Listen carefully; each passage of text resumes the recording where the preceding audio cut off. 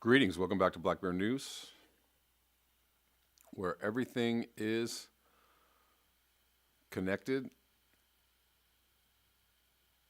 We are all connected. Sounds all very spiritual. I'll be your spiritual advisor for this portion of the ride. We are live on Rockfin. Please come over to Rockfin and hang out with us there. I'm going to check in back on the chats with the Rockfin people in a hot second. Rockfin is ROKFIN.com. Urban Hermit is there. What's going on, Urban Hermit? Good to see you. Of course, the early chatters are in on the YouTube side, and thank you guys all for being here. Rich Diana says Kevin is doomed to be 3 minutes late. Something like that. Even though I was super early today, I don't know. I was investigating something, and so then I got late. But Rich Diana, thank you so much for the support of the channel. I really appreciate you, sir, and thank you to everybody who supports this channel. In the chats, on the super chats, on PayPal, on Patreon, wherever you are, if you are supporting this channel, I really, really appreciate you. You can also support me on Rockfin. They have a tip the host feature, which is kind of like a super chat. And Poppy and Snake tipped me the other day, and I didn't get a chance to actually thank you guys while the video was going. So I'm going to thank you now. Thank you for that super tip, super tip chat, whatever you want to call it. Anyways, good to see y'all here.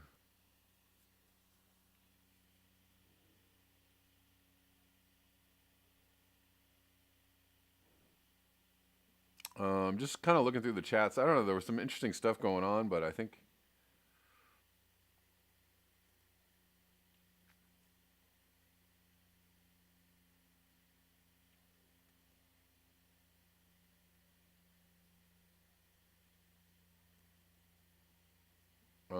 I don't know if I'm going to have time to go back and look for it. Anyways, greetings all. Let's get into it.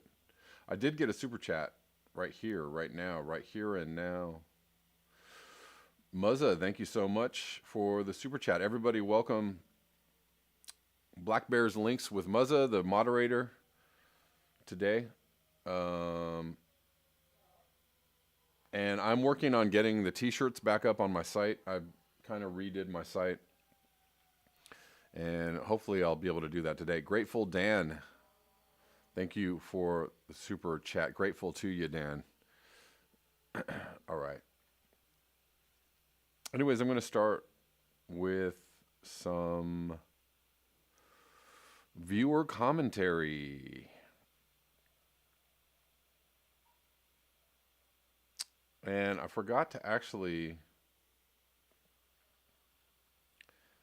I believe this is, hold on one second. I've got to actually attribute this commentary to the person that left it, and I apologize. Give me a second.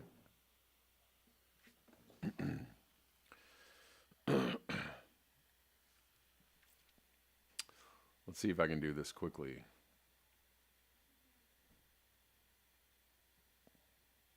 How quickly can I do this?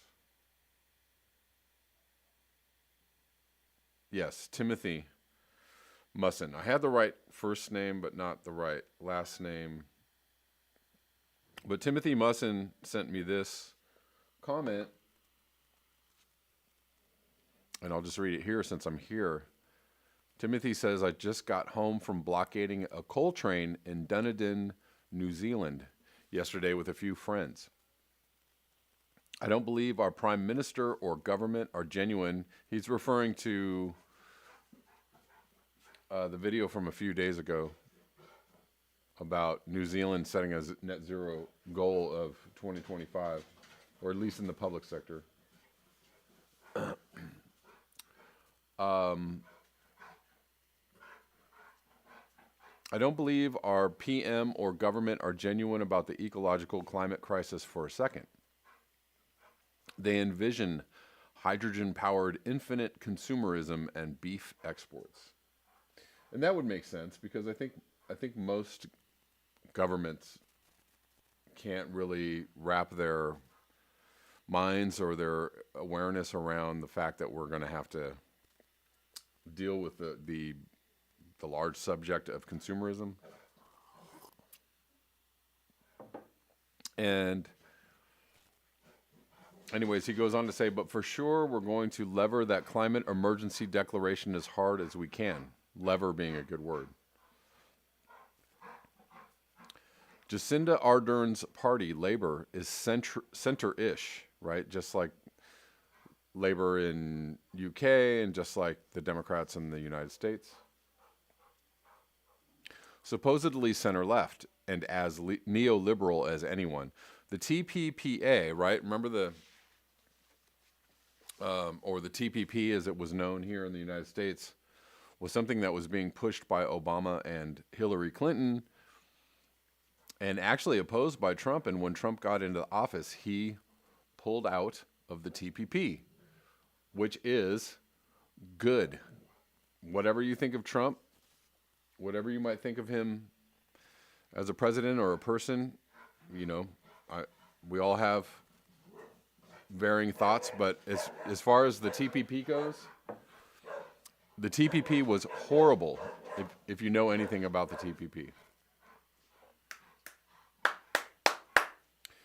If you know anything about the TPP and what it was going to do to countries around the world, pulling out of it was the right thing to do. So Trump did the right thing. I don't care if you think it was for the wrong reasons or if it doesn't matter because he's a terrible, horrible, person. I don't care. He did the right thing. He pulled out of TPP. And it was good. It was good for us that he did that. It's good for a lot of people that he did that. But within New Zealand's Labour Party in the early 2000s, anyways, the TPPA originated not in the U.S., but within New Zealand's Labour Party. So the Labour Party, the supposed leftish party, proposed this TPP in the early 2000s and was ratified here at the beginning of Jacinda Ardern's first term as PM. When Trump withdrew from the TPPA, they suspended the copyright and patent clauses pending a U.S. return and renamed it the CPTPPA. No prizes for guessing what Joe Biden is going to do. And I think that we all can probably guess that if you only have a brain. Anyway, so Timothy Musson was involved in a coal blockade, and I'm going to show you some footage from Timothy. Some viewer footage of a coal blockade in New Zealand. Hold on, I'm trying to figure out which buttons to push. And we'll start this over, and we'll just view a little bit of this. The sound doesn't really matter.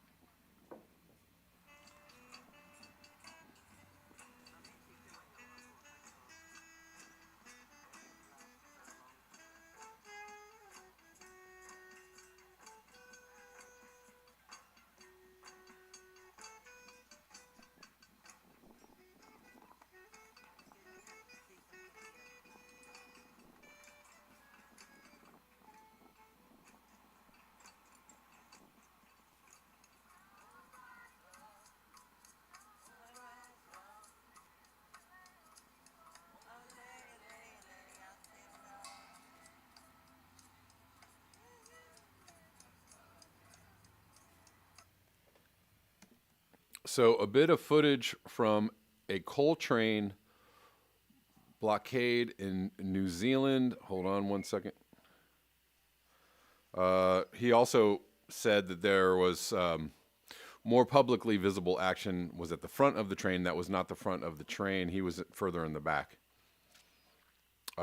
They were locked to coal wagons further back. So good job, Timothy Musson. Way to go. Obviously, from the flag that they were flying, you could see that they were part of Extinction. You know, the Extinction Rebellion was being represented in this action. I support it. Way to go. Way to be a part of direct action against industrial civilization or corporate industrial civilization. Kuro Hikes asks, is Trump going to pardon Assange? Who knows? Who knows? I hope that he does. I hope that he pardons Assange and Snowden. I fully support that, and I hope that he does that. I'm sure, lots of heads will explode if he does it, but I hope that he does it because it is the right thing. And he's hinted that he might do something like that, but I don't know. Constituent of Clown says Biden will re-engage with the world via armed conflict and global trade. Build back better. Indeed. He most likely will. And I can't wait, when Biden re-ups Afghanistan for another 4 years or gets us into war with Iran or Venezuela. I can't wait for all the people to start calling Biden a fascist, dictator, imperialist. I can't wait for that. Oh wait, that's not going to happen. That won't happen because I don't know. People will just shrug and go, well, I don't know. I don't understand what he's doing. Anyways, let's go on to some more viewer commentary. Let's go visit McCorkle's Corner for a second. Marty McCorkle says, climate change, a road less traveled? Well, it used to be. Gather around, desperados and old-timers of climate change awareness. We've all traveled the lonely roads in the wild west of climate change awareness where you'd ride for miles without spying even a single cowpoke wise to the global hotting up. Climate change denialists hiding behind cacti would put holes in your hat and other places. It was an unsettled place. Climate change awareness. Climate Change Town was a short main drag of a few social media saloons of the like-minded and the lonely. A flock of wiggy chaplains and sandwich borders would dot Climate Change Town's only street to mightily sermonize about the hellfires awaiting us for our carbon-emitting ways. But that was a long time ago, way back in the 20-teens, and things are changing as fast as the climate. In these newfangled days with mega fires eating houses in a half minute and Arctic sea ice volume dropping like an iron butterfly, plus record-breaking heat waves making farming tricky and hurricanes named in the Greek alphabet for want of enough normal letters, and droughts making tens of thousands of Indian farmers check out from the struggle early, and coral reefs dying. Climate Change Town is now a shining city on a hill. Well, not exactly shining, more a quivering with fear city on a hill. Global warming awareness is rising almost as fast as Arctic sea temperatures are, with some folks thinking twice about bringing a newborn into this big pickle. And luckily for certain potential newborns, certain potential parents are taking a pass on that tragic move. I suspect a lot of people are aware that climate change is a reality and simply don't and won't say a word about climate change. After all, many people with untreatable cancer or other terminal health problems have you known to talk openly and frankly about a get-together about their impending death. To do so could ruin enjoyment of the pie and ice cream, at least a bit. As a general rule, most people doggedly avoid talking about what's really important in their lives. And even as global warming increases, there'll be many forms of denial from some people. Look at those confused folks who are dying of COVID while denying that COVID exists. That takes effort and must be very, very scary to experience that state of mind. Losing one's reality and well-being suddenly. I myself am not a giant fan of reality, to paraphrase Groucho Marx. But it's a good place to get a meal. The climate is warming up. That's dead fact. And many people know the earth is warming, and I'm betting many more people than that are very open to it being a fact as it becomes impossible to sweep under mainstream news's rug. But most folks want to wrap themselves around their pie and ice cream without a case of heartburn or of houseburn.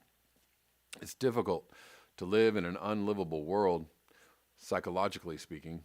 Most people who watch this channel own the situation they find themselves in, face it straight on, even embrace it, warts and all. And they go on to the next day as best they can. That kind of person is fairly rare, wouldn't you say? I myself don't subscribe to Black Bear News. It gets lost among kitten vids and makeup instruction presentations in subscriptions feed. I bookmark BBN and let it rip when I want a jolt or a laugh at the stupid people supposedly in charge, which they aren't, no more in charge than a squirrel water skiing. Screw ratings and subscriptions. Don't be discouraged. Stick together and keep going. Keep sharing. Others are arriving, some pretty shell-shocked and alone, as many of us were and are after going through the brave process of becoming aware of climate change. Global warming isn't easy alone, so make new arrivals that wander in feel welcome and not as alone with the facts of our situation. I firmly believe that global warming will become a global issue. I know the global part makes it a totes obvious conclusion, but I like to think myself clever. No does, please. This quivering city on the hill will get packed quickly, maybe exponentially, so have the coffee and blankets well stocked. In a global crisis, what else could be more important? On that note, it's time to watch my kitten videos. Good luck, everyone. Good stuff, as always, from Marty McCorkle. Hope you all enjoyed that. And we're going to move on to one more comment from Renee Michelle. She says, I am a retired, she's speaking in reference to the vaccines for COVID. I am a retired teacher who is a socialist far to the left. No, I am not getting the vaccine or any vaccine until they are fully tested to be safe and the pharmaceutical companies are held liable for any damages. That is just common effing sense. Right. The companies that have been developing these vaccines for coronavirus are largely immune to any kind of litigation or legal fallout from, anything that could possibly happen with a vaccine that's been developed in a few months and or tested in a few months. Anyways, let's move on.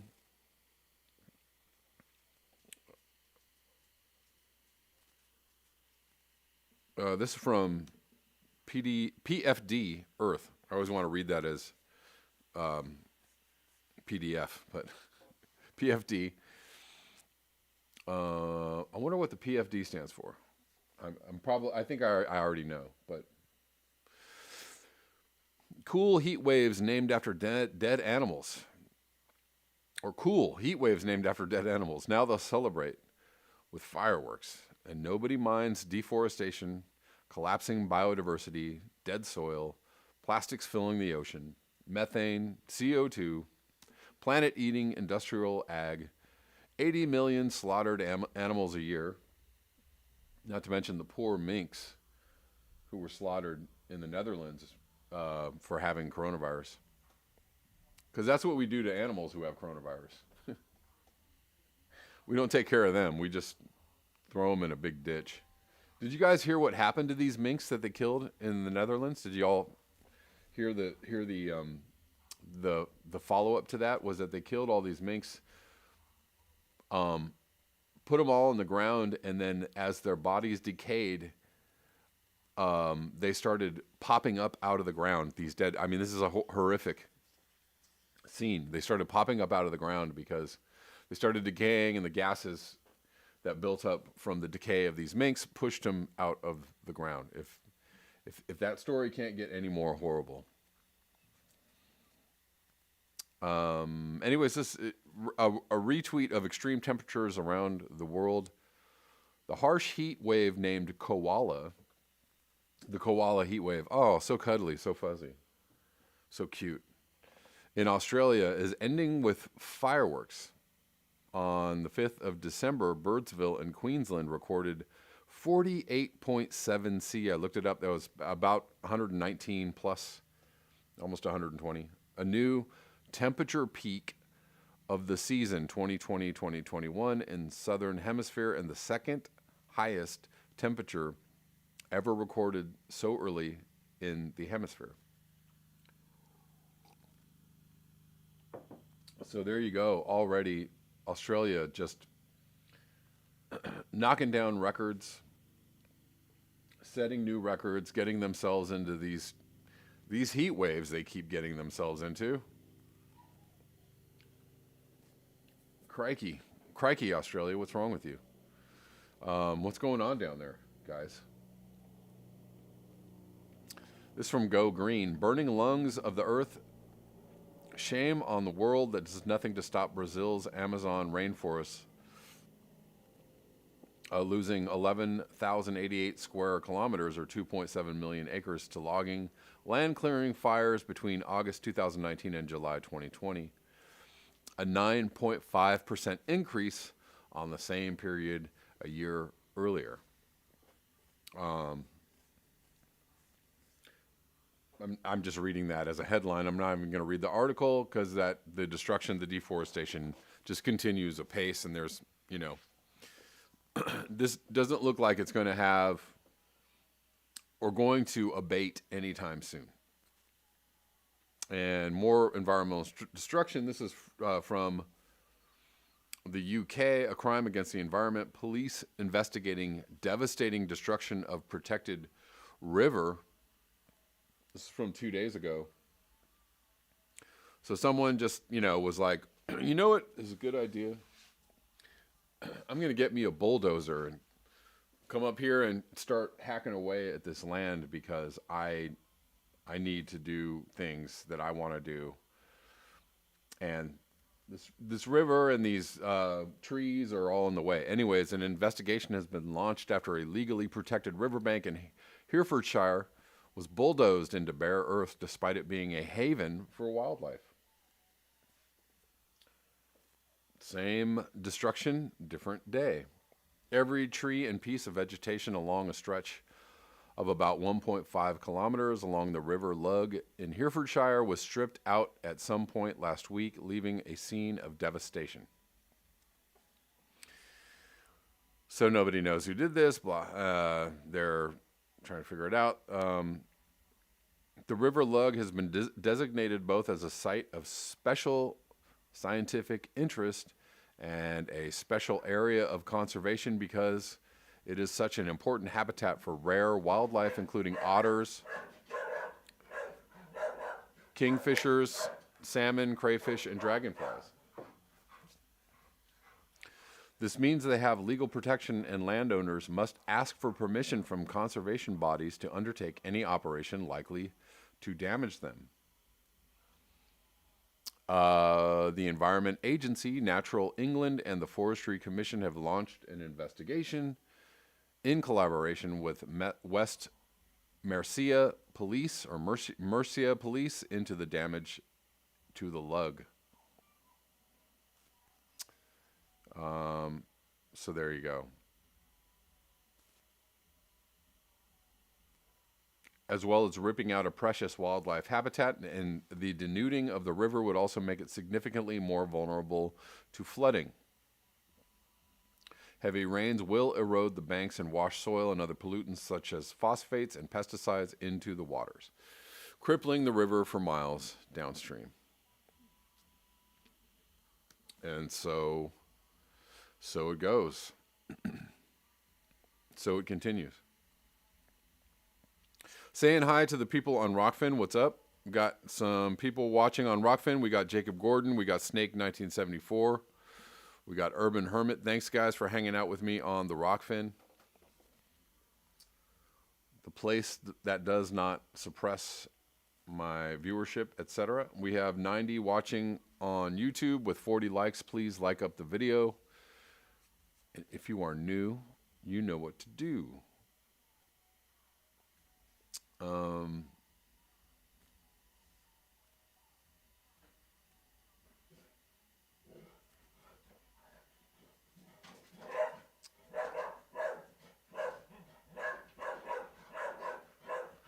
um, Forcing climate info. Oh, I'm sorry. Constituent of Clown says, that reminds me of the small state parks with signs that say stay on the trail while the park is surrounded by highways and motorways. It's simply idiotic, right? Yeah, I went to a like a protected habitat maybe a year ago to go kind of hiking around with a friend, and it was so ridiculous. The habitat was separated from the ocean by a huge highway, cars zooming by. The habitat itself was completely crisscrossed with trails, people, hiking through. There was just trash and garbage thrown into the waterways, and it was like, and then it was surrounded by housing developments. So this little tiny piece of habitat was surrounded by industrial civilization and completely littered, and allowed humans to hike on through. And I was like, yeah, there's no habitat here, and if whatever's left of it will soon be gone, or completely destroyed.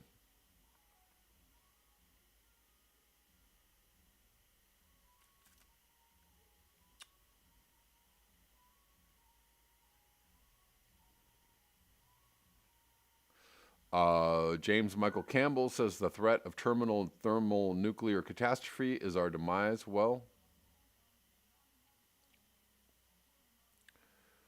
sure, go to bed every night thankful that it hasn't happened yet.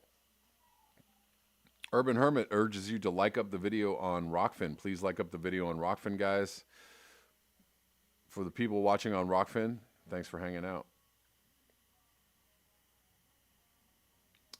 Let's go into a few more things today.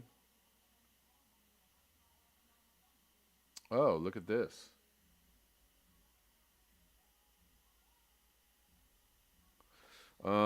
This is from Carbon Brief.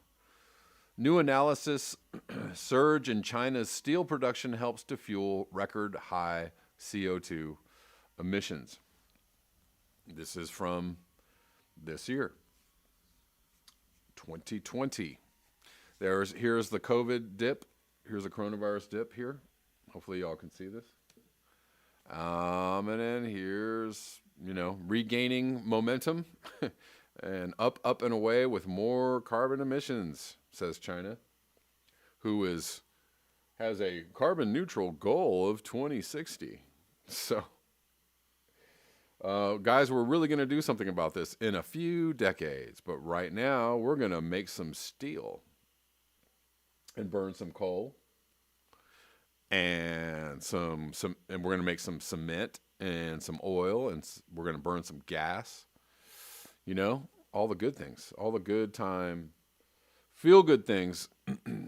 Well, and also from China, interesting stuff. China to expand weather modification program to cover area larger than India. Oh, you don't say. They're going to modify the weather? Wowzers. Okay. The fact that they're going to do this, the fact that they are admitting to this openly and publicly, is good on some levels, because at least we know it's going on, right? We know that this weather modification has been happening for a long time. In various places and ways. Remember, there was weather modification during Vietnam that the United States admitted to, creating, an overabundance of rain and flooding out people in Vietnam during the war. There was weather warfare going on. That's, 50 plus years ago. So the idea that all of this is brand new, a burgeoning area of study, we're going to, try this out pretty soon. The idea that this hasn't already been going on, yes, I know that weather modification is not the same as geoengineering, but again,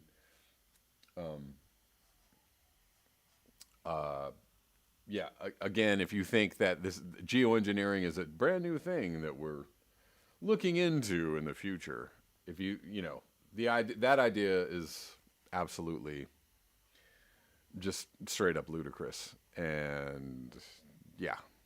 Anyways, this is what they're going to do. We're going to watch a little bit of this video just to check it out.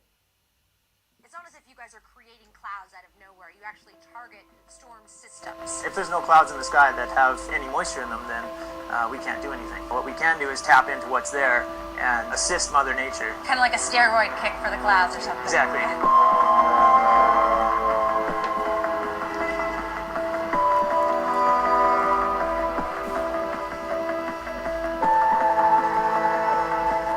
In all of its forms, water powers our very existence. A droplet's epic journey from sky to sea is an elegant loop that sustains all life on this planet. But today, about 1 billion people are living in water-scarce areas.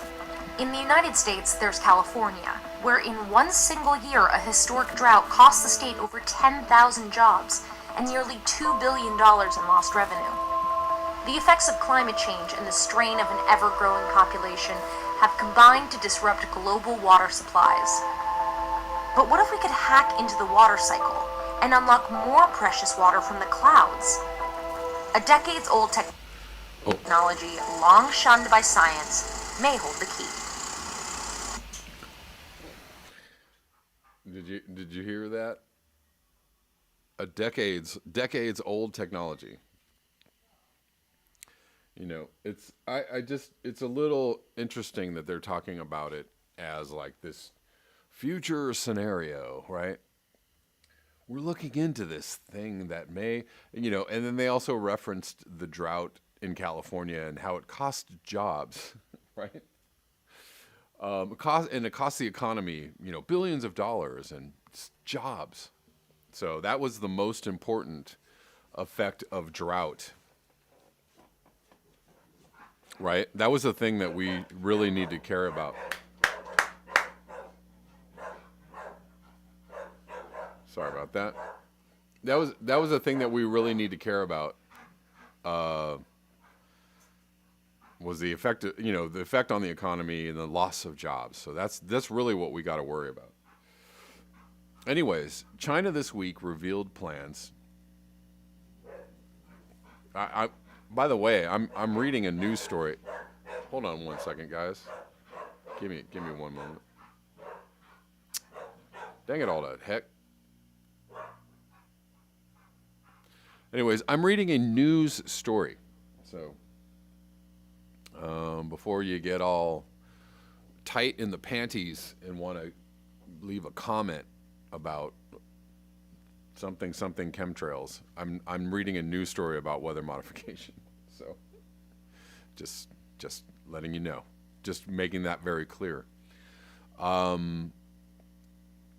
China this week revealed plans to drastically expand on experimental weather modification program to cover an area of over 5.5 million square kilometers, more than 1.5 times the total size of India. So they want to modify weather over an area larger than the size of India. According to a statement from the State Council, China will have a developed weather modification system by 2025. Okay. But the thing is that, it's interesting. Again, they're talking about it as if it's in the future. However, this has already been happening, and they're going to say this in this article. Thanks to breakthroughs in fundamental research and key technologies, as well as improvements in comprehensive prevention against safety risks. In the next 5 years, the total area covered by artificial rain or snowfall will reach 5.5 million square kilometers, while over 580,000 square kilometers will be covered by hail suppression technologies. The statement added that the program will help with disaster relief, agricultural production, emergency responses to forest and grassland fires, and dealing with unusually high temperatures or droughts. China has long sought to control the weather, as has the United States. They stated this 70 years ago, or more than 70 years ago, that they sought to control the weather, to protect farming areas and to ensure clear skies for key events. So those are the only reasons they want to control the weather, right? Of course, just, farming and, in case we have an event, like a cool thing that we're doing and, we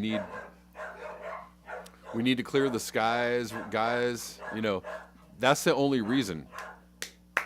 That's the only reason we want to control the weather. It seeded clouds ahead of the 2008 Beijing Olympics to reduce smog and avoid rain ahead of the competition. Oh, so they already did this 12 years ago. So, this is not something that they're developing for the future, something they have already done in the past. Key political meetings held in the Chinese capital are notorious for enjoying beautiful, clear skies, thanks both to weather modification and the shutting down of nearby factories. Yep. It's nice of them to admit that they're doing this as a concept. Cloud seeding has been around for decades. Again, all right, we'll take this at face value that they're just talking about cloud seeding. We'll just take that part at face value, but it works by injecting small amounts of silver iodide into clouds. I think we know how it works. A study funded by the U.S. National Science Foundation, published earlier this year, found that cloud seeding can boost snowfall across a wide area if the atmospheric conditions are favorable. Okie dokie. Oh, it's published early this year, so they didn't know that before this year. They had no idea. The study was one of the first to ascertain definitively that cloud seeding worked. Really?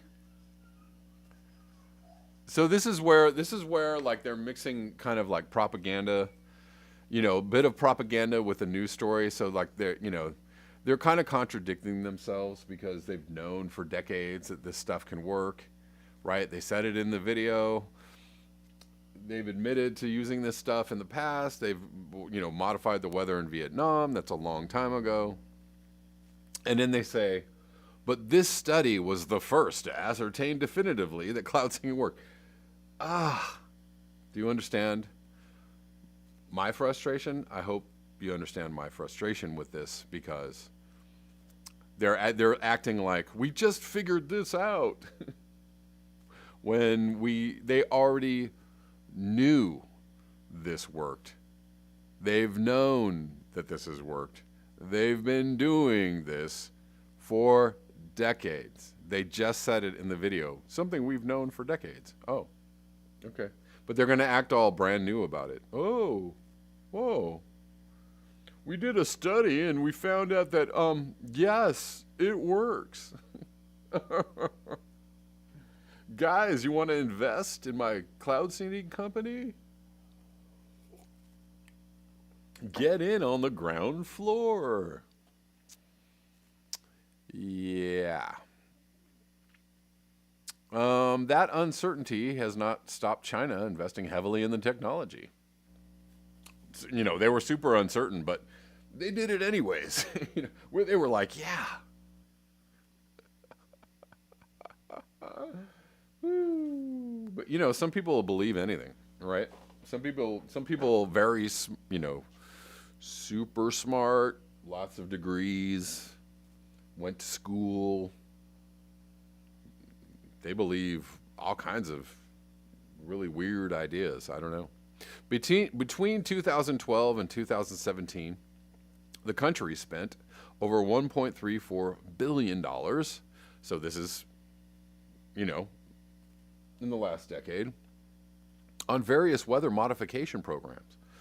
Last year, according to state news agency Xinhua, weather modification helped reduce 70% of hail damage in China's western region of Xinjiang, a key agricultural area. Wow. So, already been doing it. Already doing it. Reducing the hail, helping out the weather, and only for the good of the people, right? We're only doing this, for humanitarian reasons. We would never do this for military reasons. We'd never do this to, other countries. Oh, wait, hold on. We'd never do this to other countries to hurt them. Hold on a second. Let me read some more. India and China recently faced off. Hold on one second. While other countries have also invested in cloud seeding, including the U.S. invested, China's enthusiasm for the technology has created some alarm, particularly in neighboring India, where agriculture is heavily dependent on the monsoon, which has already been disrupted and become less predictable as a result of climate change. India and China recently faced off along their shared and hotly disputed border in the Himalayas, with the two sides engaging in their bloodiest clash in decades earlier this year. For years,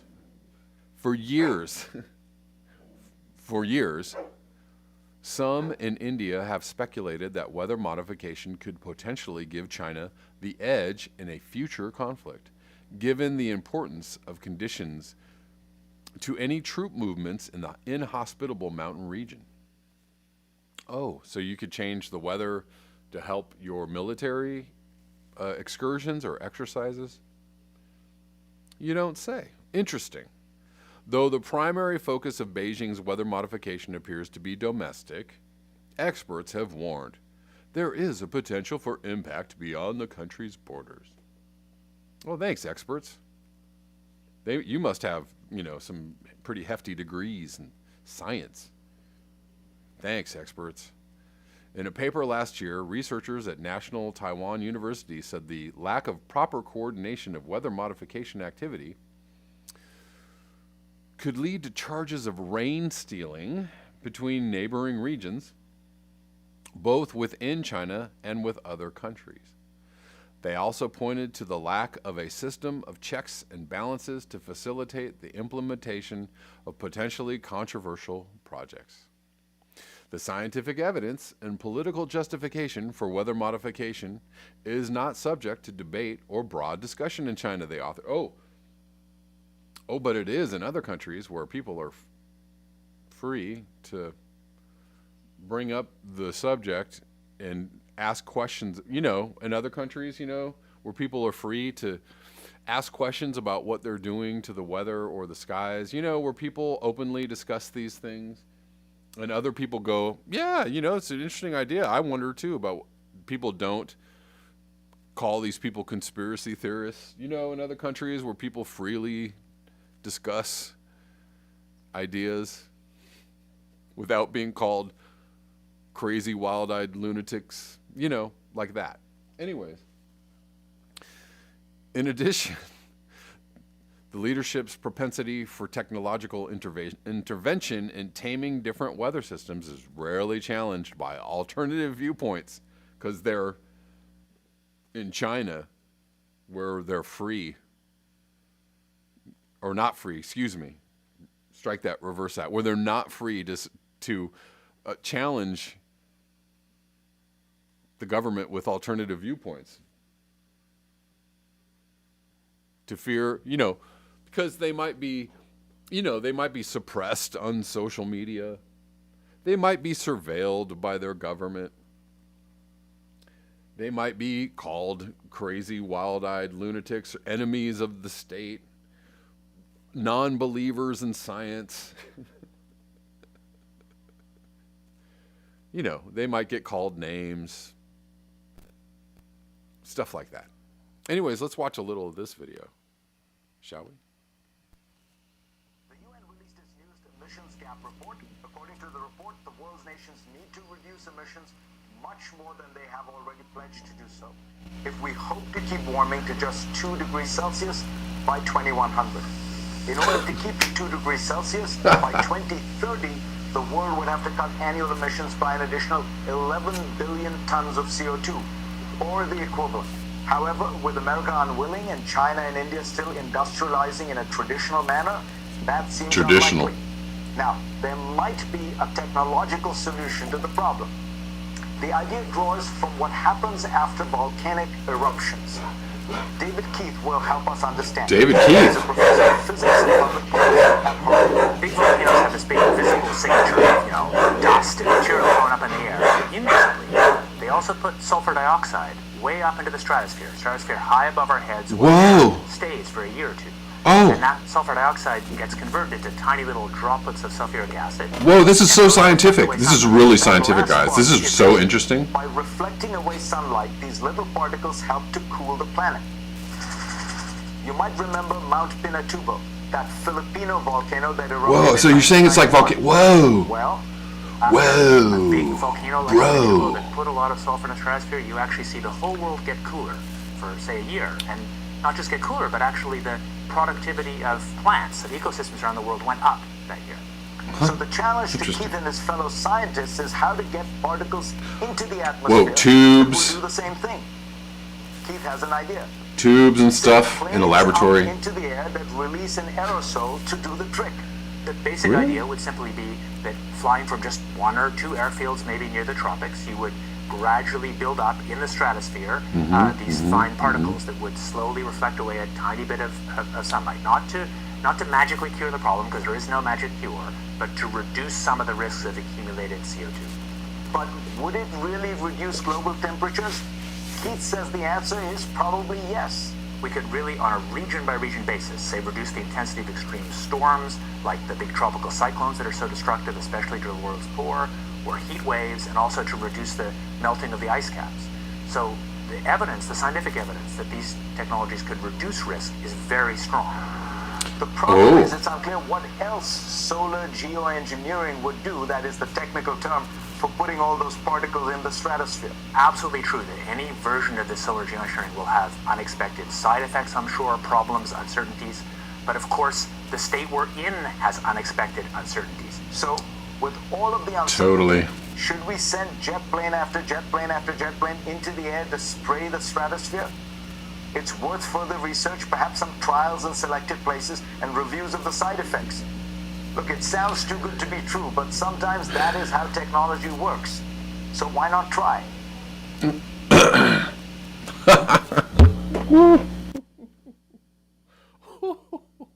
I'm sorry.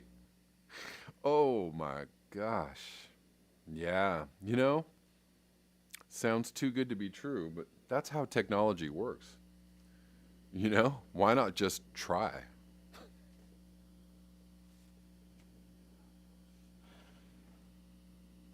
Why not just try? You know what I'm saying? Because that's not how we got into this mess in the first place. You know, by just pushing technologies out into the world. Let's just try, guys. Push the technologies out in the world. Oh my God, we've destroyed the planet. Because we just went forward and just did things that we thought were like super cool and could help people, you know, be super comfortable and rich. We did all these things. We just did, you know, we just tried it. And then now that we're going to kill the planet, we're going to destroy the entire planet. Because why not just try? Because why not just do it. Just do it. Just put it out there. As Aaron Brockovich recently said in a recent interview, with Katie Halper and Matt Taibbi. They put the chemicals into our environment first, then worry about the long-term impacts. Many companies price in the cost of litigation from lawsuits. They price in the fact that they are going to damage the environment and damage people, hurt people, and kill people with their products, because it's more profitable to just push it out there before anybody understands how damaging it is. And then they deal with the fallout later, right? Yep, that's how it works. That's how it works. Anyways, just, wanted to get into a little bit of the hardy har idea, So, China's going to do some major weather modification. However, they've already been doing major weather modification. However, we've already understood that weather modification has been in practice, in use, and is effective. We've understood it for decades, even though in this article they're trying to tell you, well, we just confirmed that it's possible. And so they have David Keith from Harvard. He got degrees and he's very smart.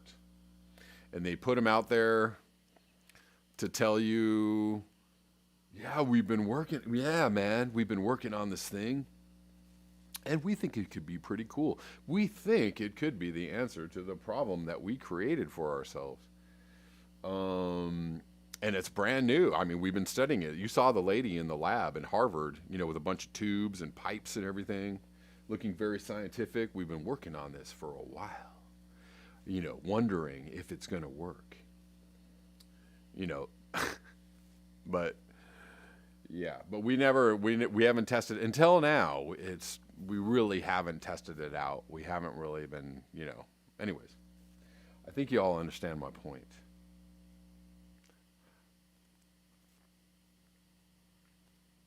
Very interesting story, though, out of China, that they're planning on massive, massive weather modification in the face of climate change. And Ross Cobbin, he has ivy coming out of his ears. Good. Yes. I liked it.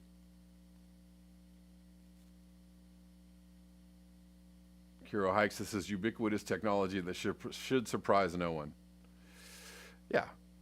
I was just pointing out the conflicting stories or conflicting ideas going on inside of one news article around weather modification and or geoengineering. Whatever. We won't conflate the two, but I think that, you could see that they might run parallel in the advent of controlling what's happening on the planet, right?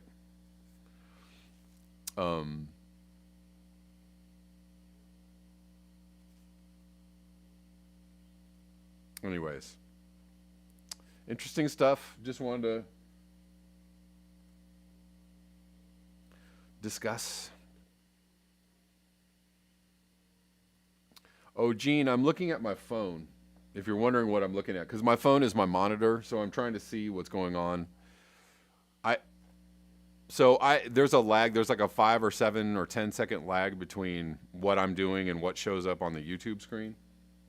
And so in order to kind of keep things from going off the rails, I have to monitor what's happening on the actual live stream on my phone, because I don't see the live stream in real time. So that's what's going on. And when I'm reading, I can't actually watch my live stream on my computer while I'm reading articles, because it messes everything up, if that makes sense. Gene says geoengineering includes building roads, dams, etc. So we need to be more specific. Well, sure. And some might say that geoengineering includes pumping, millions and billions of tons of tons and tons of CO2 into the millions and billions tons of CO2 into the atmosphere. Some would call that geoengineering. So yeah. But I think you know what I'm saying. Not the regular old everyday geoengineering that we're doing, but like the specific, like we're gonna try and control the temperature, weather, radiation, from the sun leaving or getting to or whatever it is, the planet. Anyways, guys, thank you so much. Oceanic Estate says crapola. I don't know. To what? Just crapola, just in general? I don't know. Anyways, guys, thank you so much for your eyes, your ears, and your conscience. I appreciate you joining me every day on the YouTubes and the Rockfin. For those on the Rockfin, thank you all for hanging out with me. To you hardy souls, you hardy Rockfin souls, hanging out with me on Rockfin, thank you. And until next time, guys, peace.